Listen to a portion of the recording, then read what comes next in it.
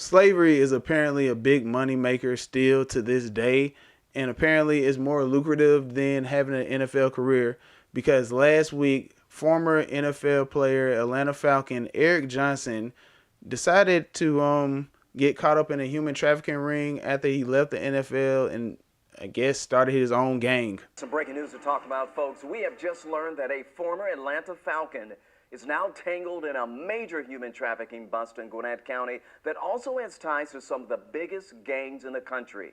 11 Alive's John Sherrick joins us with that story right now.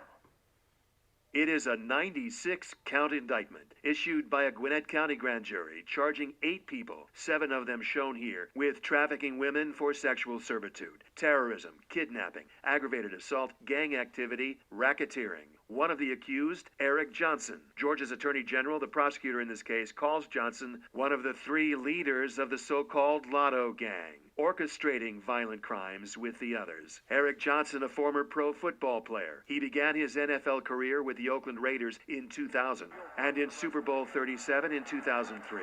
Johnson, on defense, recovered a block punt and ran for a touchdown. Johnson then played 1 season for the Atlanta Falcons and 1 more for the Arizona Cardinals.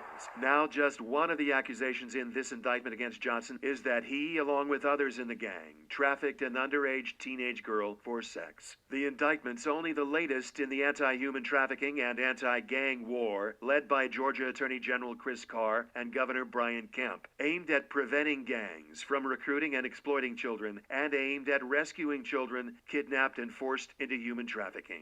Since July, 15 indictments across the state, targeting 58 defendants so far. In Atlanta, John Sherrick, 11 Alive News. I'm glad that Governor Kemp is really paying attention to what's going on with human trafficking in Georgia, because this is a major hub for the sex slave trade. But it's kind of crazy with these arrests. A lot of these individuals look like, homely people. They don't look like they have any money or anything like that. And I'm glad they're going to jail, because, you shouldn't, sell people.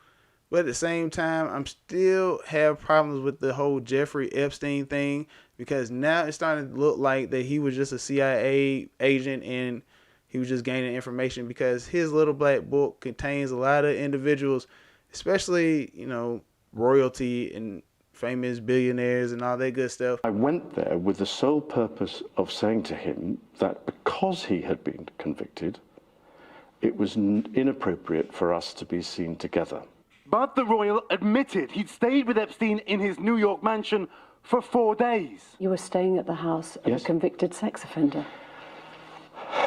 It was a convenient place to stay. He didn't express an iota of sympathy for these young girls. That was a disaster. For me, it just showed that he's very arrogant. The interview, widely viewed in the UK as a mistake and as misleading. The prince denying Virginia Giuffre's allegations in a lawsuit that she was directed to have sexual encounters with the prince 3 times when she was a teenager. I can tell you categorically, I don't remember meeting her at all.